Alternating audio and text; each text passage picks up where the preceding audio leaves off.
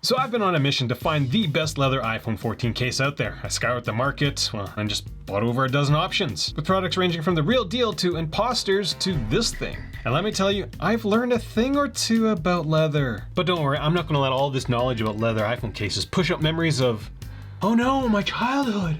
Before we get started, there are a couple of common things between all 5 cases that I'm going to talk about in this video that I'd rather say now than repeat 5 times. Every single one of these cases uses floating buttons for excellent iPhone access. Your iPhone's going to sit on a bit of plush microfiber. There's a full edge on every one of these cases, and accessing your mute switch is going to be terrible because the holes are tiny. Also, leather cases are going to show wear and tear a lot more than plastic cases. When it comes to protection, 3 out of 5 cases will make the hairs on your back stand on edge when you drop your iPhone in them. Alright, let's start with number 5. It belongs to a product from Bellroy, specifically the mod case. I'll be honest with you, I couldn't stand Bellroy until they released this product. The 2 to 3 card wallets they have are just kind of brutal, but let me tell you, Bellroy has definitely redeemed themselves and then some with this $50 mod case. There's a little bit more leather on this baby than the Nomad case that we'll talk about in a minute or two. The extra leather does give the mod a more earthy, leathery feel. Earthy. Now the edge on the mod is quite thin, which makes your iPhone feel slimmer, but oh wait, let's talk about that seam. It is so noticeable and downright borderline annoying. Now Bellroy uses leather from the Ecco tannery, which is they vegetable tan their leather, but don't get too excited. Bellroy uses top grain leather, not full grain. That's the mod case. Let's talk about the mod wallet. This thing is awesome. It doubles as a stand, and the magnetic action on the wallet closure, well, it's very addictive to use. If you get really finicky fingers, get the mod wallet.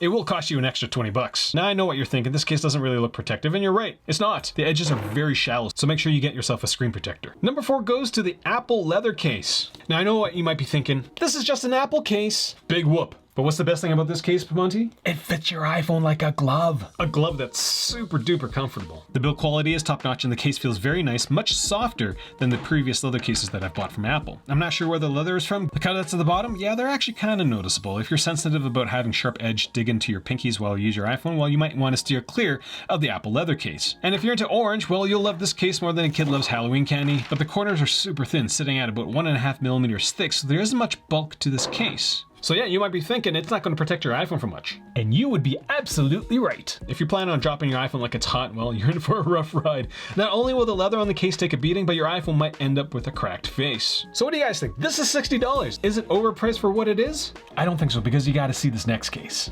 Now, I spend a lot of money on the products that I review. I'm a reviewer, not an influencer, so I don't get paid to do any of these reviews.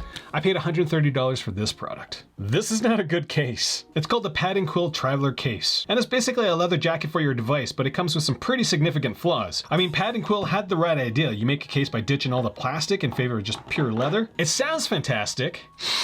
It smells fantastic, but trying to access your iPhone is downright terrible. Every single time I try to charge my iPhone in this case, I have to give the case a wedgie. And the kicker on top is that your iPhone comes out of the case really easily. Sure, they tell you to put in foam things in the corner to keep your iPhone in, but come on. Here's something weird. In a video about fancy iPhone cases, the 3rd pick actually goes to the least fanciest iPhone case. Number 3 goes to the Nomad cases. There's something that every other case in the top 5 has that this one does not. Nomad offers a range of different colors and leather types for their cases. The $50 modern leather cases are covered in vegetable tan leather from Ecco, which is the same company that Bellroy uses and what our number 2 case uses as well. There's also Horween leather version. The full grain Horween leather just looks amazing. These cases are going to set you back an extra 20 bucks, so 70 in total. Now this well-made case has a barely noticeable seam between the TPU case and the leather, which is something I can't say about the Bellroy product. The chamfered edge doesn't ride up as high as the Bellroy case, so you don't feel the leather as much, which is something I don't really like, because if I'm buying a leather case, I want to be able to feel the leather, but with the Nomad cases, I'm usually just feeling the TPU edge and not the leather.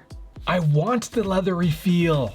Now from a drop perspective, the Nomad case is going to offer you the most protection in this top 5 video. The case edge is 2.5 millimeters thick, so I can easily take a chest height drop. A plus of having less leather on the corners of your case means that it won't have an adverse effect on the leather finish when you drop it. Now the case edge has a very low clearance for your screen, which isn't great, so get a screen protector. Overall, if you're a little rougher with your device but still want a leather looking case, the Nomad cases might be the ones for you. So why is this product the least fanciest of the 5? Nomad doesn't use metallic buttons. Now the runner-up, the first loser, the one that almost had it but not quite, is the Mujo leather leather iPhone case, like the Bellroy and Nomad cases, Mujo uses vegetable tan leather from Ecco. Now they claim to use full grain leather, so it's a notch above Nomad and Bellroy, but unlike some of the other full grain leather products in this video, the leather that Mujo chose seems to be closer to top grain than full grain, as the leather looks very, very uniform. You don't see anything really unique about the leather. Now what makes this case better than the Nomad and Bellroy products? It's the finish. Not only does this case look sleek and stylish, it's very, very soft and supple. So basically you get to both pamper your hand while holding your phone while showing the rest of the world that you're bougie enough to buy an actual leather iPhone case. Now there is something that bothers me about this product, and that's the cutout edge at the bottom of the case. It's very noticeable, so if you're a pinky proper upper, it will get a little annoying. This case retails for $65 and is just a hair more expensive than the Apple leather case. I'm actually really surprised that the Apple leather case isn't more expensive.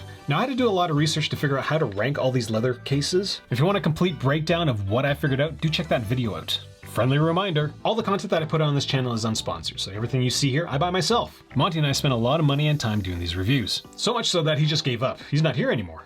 So if you're thinking about getting a product, make sure you support us and get it through our links. Now before we get to my top picks, the products on my top 5 list are what I consider actual leather cases. There are lots of other products out there that claim to be leather, but in reality are just normal cases with a piece of leather glued to it. I really don't consider those leather cases. Honestly, lots of fancy case manufacturers will focus on the leather that's being used on the back of their product rather than the case. Like this is a keyway leather case.